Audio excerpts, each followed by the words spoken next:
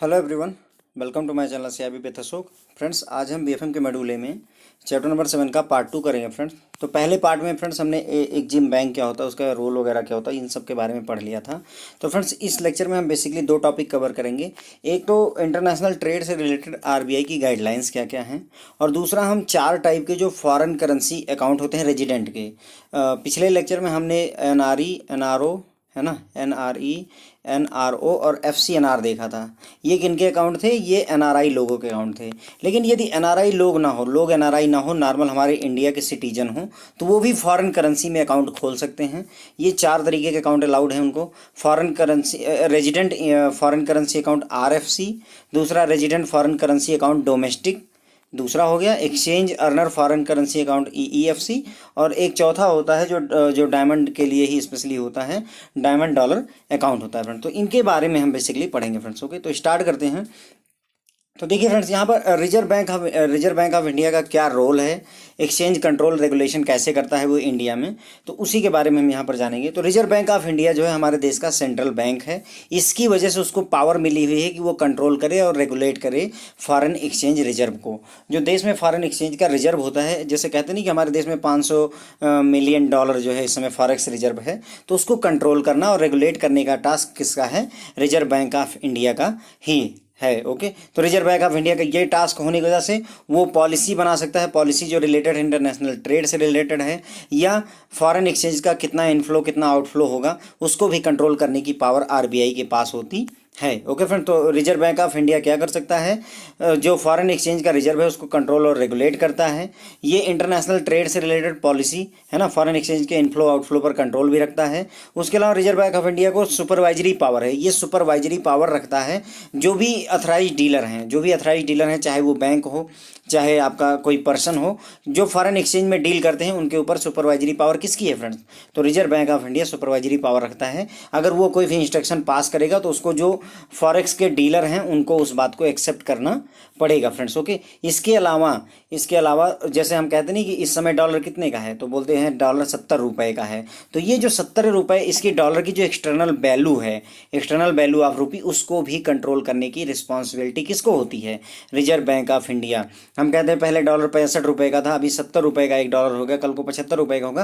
तो ये जो वेरिएशन आ रहा है, इसको जो कंट्रोल करने का जो मेजर टास्क है वो रिजर्व बैंक ऑफ इंडिया को ही दिया गया। रिजर्व बैंक ऑफ इंडिया का ही ये काम है कि जो रुपए की एक्सटर्नल वैल्यू है उसको ये कंट्रोल करके रखे। अब उस वैल्यू को कि डॉलर जो है 70 रुपये का भी है, कल को चल के 75 रुपये का ना हो जाए, उसके लिए जो भी इंस्ट्रक्शन उसे निकालने के मतलब पास करने की जरूरत होती है time to time exchange control करने के लिए, वो उसको गाइडलाइन को पास कर सकता है। बैंकों को, लोगों को इंस्ट्रक्शन दे सकता है कि आप इससे ज़्यादा, जैसे मान लीजिए उसने रिजर्व बैंक ऑफ इंडिया ने कहा कि इस साल कोई भी एक आदमी 1 लाख डॉलर से ज़्यादा विदेश में नहीं भेज सकता है, तो फिर अब वो अगर ये गाइडलाइन आरबीआई ने पास कर दी तो उसको सभी लोगों को, सभी बैंकों को फॉलो करना पड़ेगा। ये ऐसा क्यों करता है? ताकि वो रुपए की जो एक्सटर्नल वैल्यू उसको मेंटेन कर सके। फ्रेंड्स, ओके, तो अगर हम देखें रिजर्व बैंक ऑफ इंडिया हमारे देश का सेंट्रल बैंक होने की वजह से फॉरेक्स जो रिजर्व है उसको कंट्रोल और रेगुलेट करता है।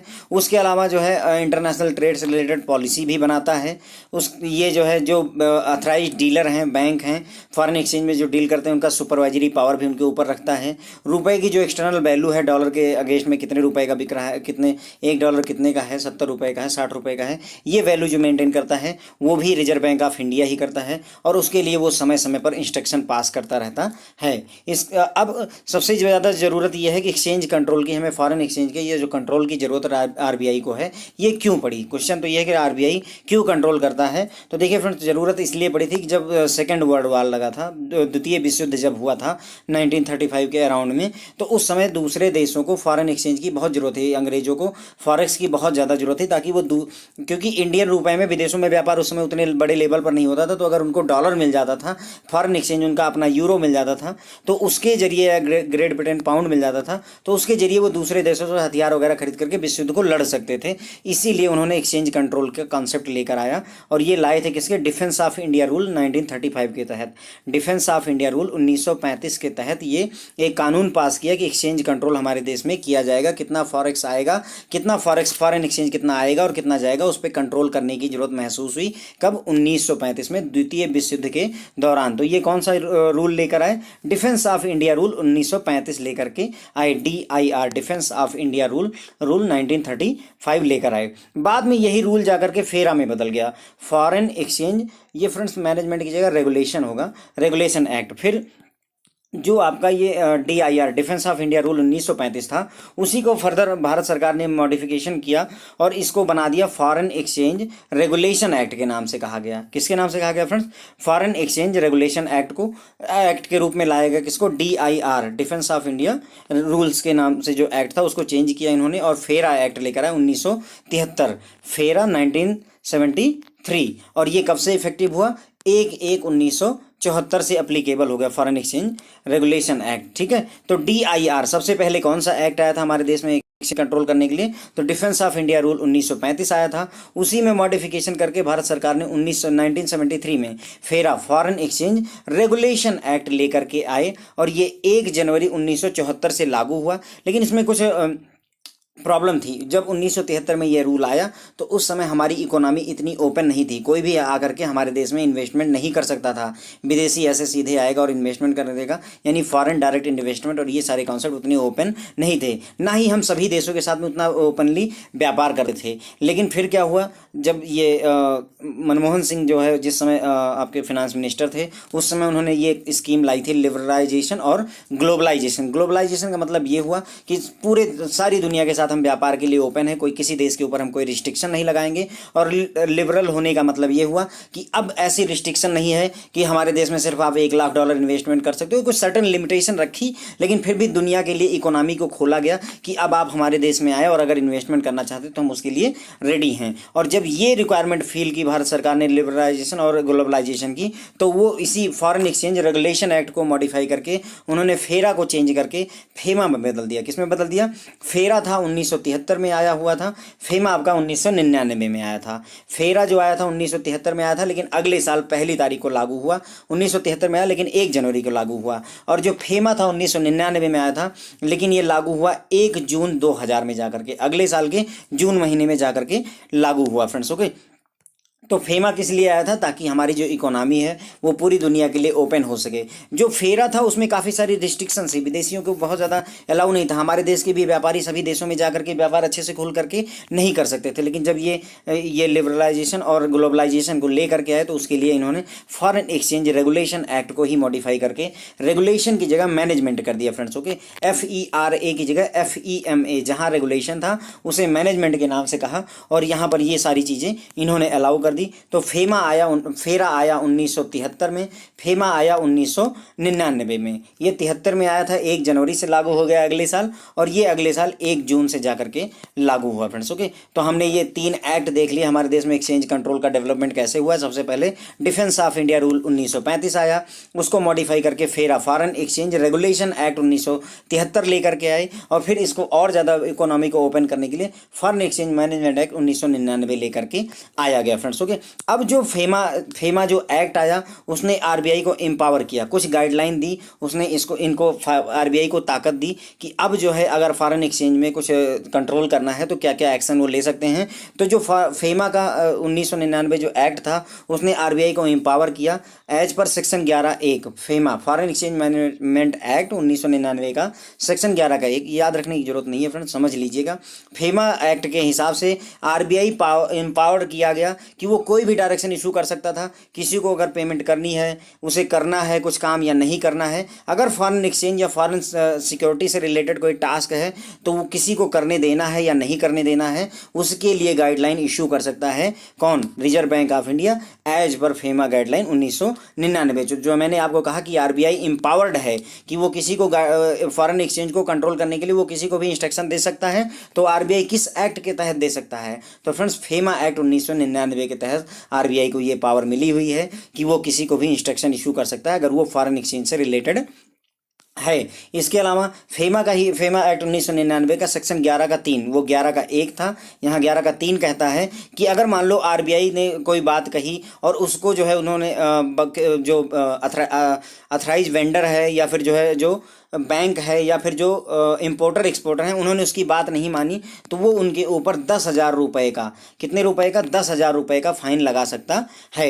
हाँ, लेकिन फाइन लगाने से पहले वो उनकी बात को सुनेगा, उनको अपॉर्चुनिटी देगा कि हाँ आप बताओ बताओ, अगर आपको लगता है कि हम गलत कर रहे हैं तो आप बताओ, आपकी बात को सुना जाएगा। वही न्याय वाली बात हो गई कि न्याय किया जाएगा, लेकिन आपको भी टाइम, जिसने गलती की उसको भी सुना जाता है। अगर लेकिन वो गलत पाया गया तो 10,000 रुपये का फाइन लगाया जा सकता है। अगर कब, जब उसने कोई फेमा की जो गाइडलाइन है, जिस हिसाब से आरबीआई ने डायरेक्शन दी, उसको फॉलो नहीं किया, या कोई जैसे रिटर्न फाइल करना था, जैसे आईटीआर फाइल करते हैं फ्रेंड्स, इनकम टैक्स रिटर्न हम फाइल करते हैं, वैसे ही या जीएसटी का रिटर्न फाइल करते हैं डिफरेंट वेंडर्स, वैसे ही जो है इसमें आपको फेमा की गाइडलाइन के तहत भी वेरियस फाइल रिटर्न फाइल करने पड़ते हैं। अगर उसको फाइल नहीं किया, फेल कर गया फाइल करने में, कि रिटर्न फाइल ही नहीं किया, या कोई डायरेक्शन दी आरबीआई ने उसको फॉलो नहीं किया, तो 2,000 रुपये पर डे का भी और जो है प्रावधान है। वैसे तो नॉर्मली कितने का जो है फाइन लगाएगा, 10,000 रुपये का लगा सकता है, लेकिन यदि मान लो उसके बावजूद भी वो बात को नहीं मानता है तो 2,000 रुपये पर डे के हिसाब से फाइन फर्दर बढ़ाई जा सकती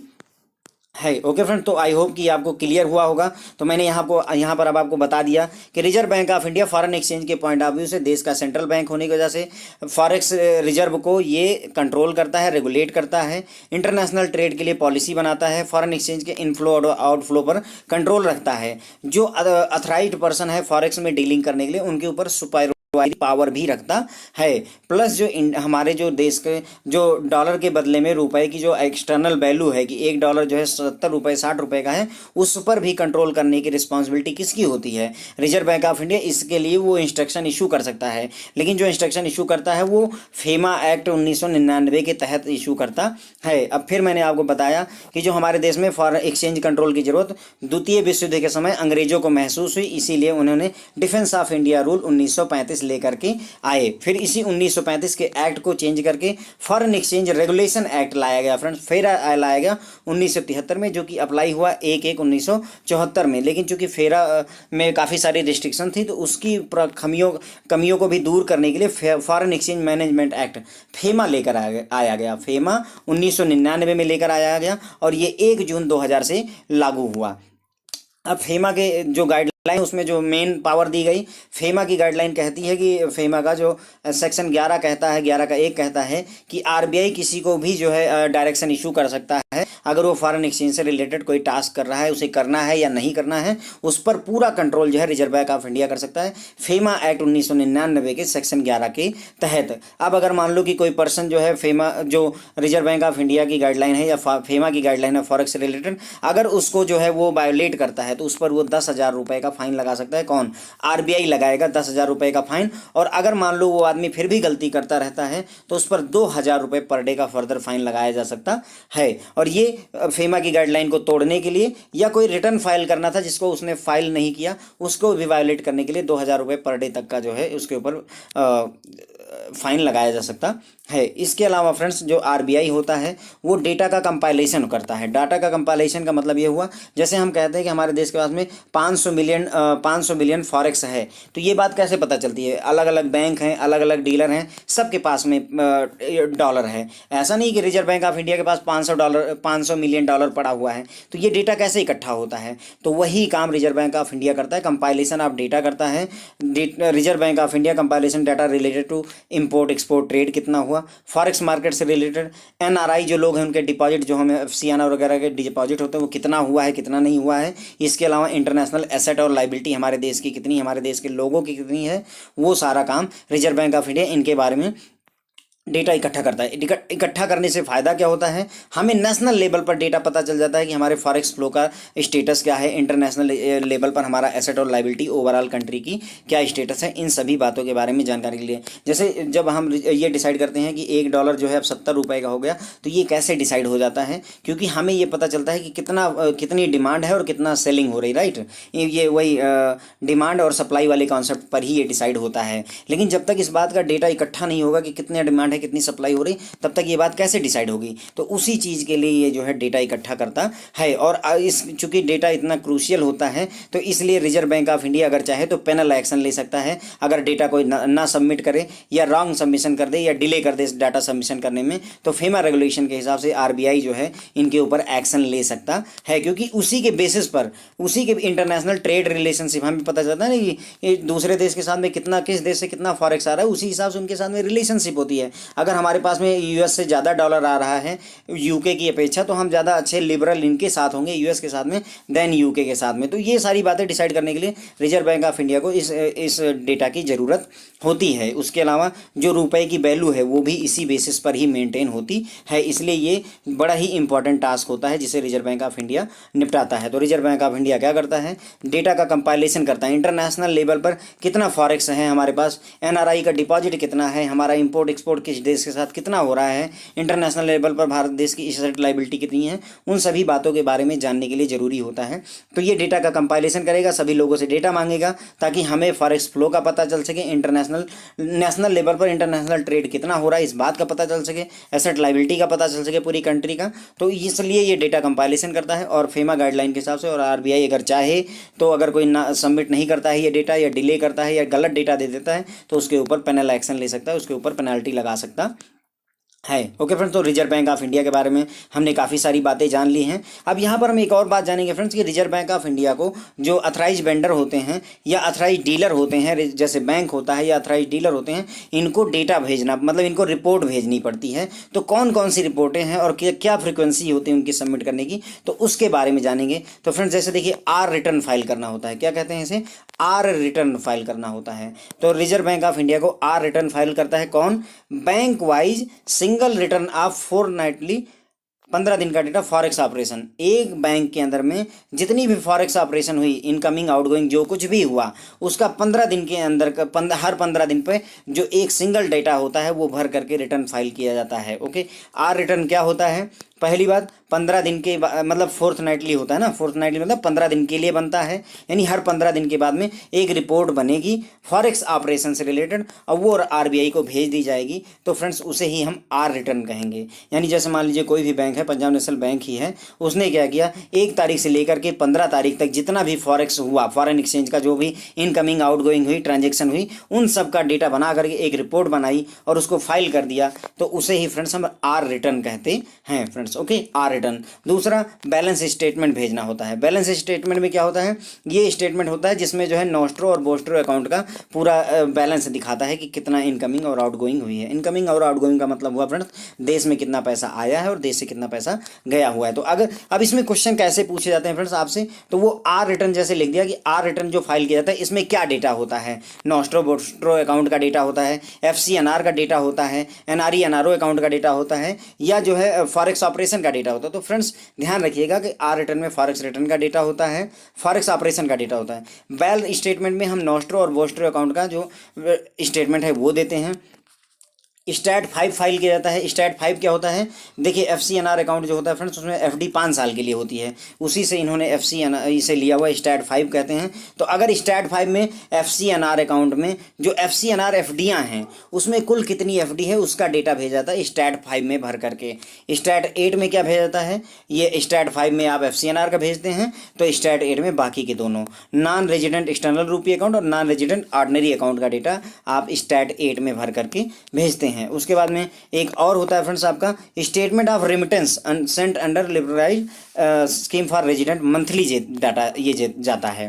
ये जो मतलब कितना हमारे देश के रेजिडेंट ने, हमारे देश के लोगों ने कितना विदेश में पैसा भेजा है, कितना डॉलर भेजा है अमेरिका में या किसी देश में, उसका मंथली स्टेटमेंट बना करके भी रिजर्व बैंक ऑफ इंडिया को भेजा जाता है। अब यहाँ पर जो हम ये देख रहे हैं liberalise scheme for resident friends, इसमें इसका क्या कॉन्सेप्ट होता है, तो ये LRS कहते हैं, लिबरलाइज रेजिडेंट स्कीम जो होती है, रेमिटेंस स्कीम जो होती है फ्रेंड्स आपकी, उसमें क्या होता है कि किसी भी इंडियन व्यक्ति को 1 साल के अंदर में $2.5 लाख अमेरिकन डॉलर विदेश में भेजने का अधिकार होता है। मैक्सिमम $2.5 लाख 1 साल के अंदर में कोई भी भारतीय व्यक्ति एक फाइनेंशियल ईयर में मैक्सिमम $2.5 लाख विदेश में भेज सकता है। उसी का डेटा अब मान लीजिए किसी ने 50,000 ही डॉलर भेजा है, किसी ने जो है $2 लाख भेज दिया, लेकिन किसी को अगर $5 लाख भेजना है तो वो अलाउ नहीं होता है। स्पेशली अगर किसी को मेडिकल से रिलेटेड इमरजेंसी है तो वो बात अलग की है, या किसी ने ऐसा एडमिशन लिया हुआ है जहाँ पर वो बिल वगैरह दिखाता है कि मुझे साल के $5 लाख देने, तो वो एक अलग केस है। लेकिन नॉर्मली अगर नॉर्मल सर्कमस्टेंसेस में कोई भी इंडियन व्यक्ति रेमिटेंस अगर करेगा, विदेश में भेजेगा, तो मैक्सिमम $2.5 लाख ही भेज सकता है। इसे ही फ्रेंड्स लिबरलाइज रेमिटेंस स्कीम कहते हैं। क्या कहते हैं, लिबरलाइज रेमिटेंस स्कीम कहा गया है। तो इसका जो डेटा होता है वो मंथली भेजना पड़ता है बैंक को। लेकिन ये जो LRS स्कीम है फ्रेंड्स, वो आपकी एप्लीकेबल नहीं है, किसके लिए, कारपोरेट्स पर लागू नहीं होगी, क्योंकि कारपोरेट का बिजनेस बहुत ज़्यादा होता है, हो सकता है उनको 10 करोड़ डॉलर भेजने पड़े, तो उन पर नहीं है, इंडिविजुअल लेवल पर ही है, कारपोरेट, पार्टनरशिप फर्म पर, हिंदू अनडिवाइडेड फैमिली पर, ट्रस्ट पर, इन सब पर ये स्कीम लागू नहीं होती। कौन सी, LRS, मतलब कहने का नॉर्मली हम समझ जाएं तो ये जो है इंडिविजुअल के लेवल पर ही मंथली स्टेटमेंट भेजा जाता है। उसके बाद में आया फ्रेंड्स आपका XOS। तो एक्स से फ्रेंड्स यहाँ पर ध्यान रखिएगा, एक्स का मतलब एक्सपोर्ट ले लीजिएगा आप, क्या लेंगे हम, एक्स का मतलब एक्सपोर्ट समझ लीजिएगा, यानी जो एक्सपोर्ट हो गया है, एक्सपोर्ट जो हमने भेज दिया हमारे देश से और उसका बिल अभी पेमेंट नहीं हुआ है, आउटस्टैंडिंग है, मतलब कहने का मान लीजिए हमारे देश से हमने 10 मिलियन टन जो है शुगर भेज दी, विदेश चली गई है, एक्सपोर्ट बिल बन गया है, लेकिन इसका जो डॉलर आना है वो अभी नहीं आया है। तो ऐसे जितने भी आउटस्टैंडिंग बिल हैं 6 महीने के अंदर अंदर, ये हाफ ईयरली बनता है, right, half yearly export outstanding का जो डेटा होता है उसे ही जो है जब कलेक्ट करके भेजा जाता है तो उसे XOS रिपोर्ट में भेजा जाता है friends. Okay, reserve Bank of India को हर एक बैंक को 6 महीने में, हर 6 महीने में एक जो है XOS रिपोर्ट भेजनी पड़ती है। XOS रिपोर्ट में क्या होता है, एक्सपोर्ट कितना आउटस्टैंडिंग है ना, XOS का मतलब हुआ, इसे एक्स मान लीजिए, तो एक्सपोर्ट आउटस्टैंडिंग, कितना एक्सपोर्ट आउटस्टैंडिंग है, पिछले 6 महीने में कितने एक्सपोर्ट हुए हैं जिनका बिल यानी जिनकी पेमेंट नहीं हुई है, उसका डेटा हम XOS रिपोर्ट में भर करके भेजते हैं। ओके, और अब तो ये कंप्यूटराइज हो गया है, लेकिन 1 मार्च 2014 से पहले तक XOS हाफ ईयरली बेसिस पर हर साल के जून और दिसंबर महीने में भेजा जाता था RBI को, किसमें, हर जून और दिसंबर में भेजा जाता था, कब तक, 2014, 1 मार्च 2014 से पहले तक। अभी तो ये आपका कंप्यूटराइज हो गया है तो उस पर सीधे सीधे मिल जाता है।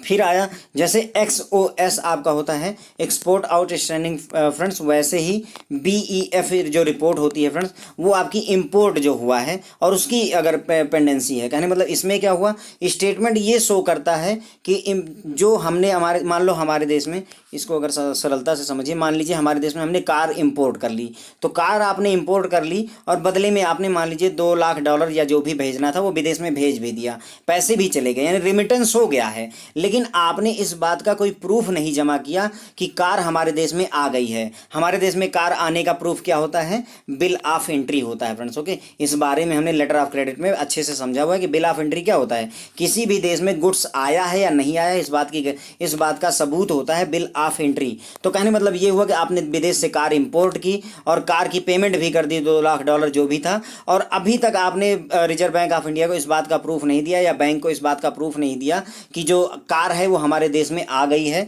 बिल ऑफ एंट्री आपने नहीं शो की, सबमिट नहीं की, तो उस केस में जो रिपोर्ट बनेगी उसे ही BEF रिपोर्ट कहते हैं फ्रेंड्स। ओके, क्या कहते हैं फ्रेंड्स, इसे BEF रिपोर्ट कहते हैं। लेकिन जब से IDPMS आ गया है, import data processing and monitoring system, IDPMS का फुल फॉर्म क्या होता है friends, import data processing and monitoring system, जब से ये आ गया है, submission of BEF statement has been discontinued, तब से ये डिसकंटिन्यू कर दिया गया, क्योंकि रिपोर्ट जो है RBI को सीधे सीधे IDPMS से ही मिल जाती है, कंप्यूटराइज तरीके से ही मिल जाती है। और एज पर जो है रिजर्व बैंक ऑफ इंडिया की गाइडलाइन के हिसाब से अब जो भी डेटा जो है भेजा जाएगा वो सारा इलेक्ट्रॉनिक फॉर्म में भेजा जाता है। ये सारी रिपोर्टें फ्रेंड्स आपकी इलेक्ट्रॉनिक फॉर्म में ही भेजी जाती हैं, कोई भी रिपोर्ट ऐसी नहीं होती जो कि मतलब जो है केवल मतलब फिजिकली अब भेजने का काम बंद हो गया है फ्रेंड्स। ओके, तो अब अगर हम यहाँ पर देखें तो जो कौन कौन सी रिपोर्ट है रिजर्व बैंक ऑफ इंडिया को हम भेजते हैं फ्रेंड्स, तो फ्रेंड्स पहली रिपोर्ट है आर रिटर्न।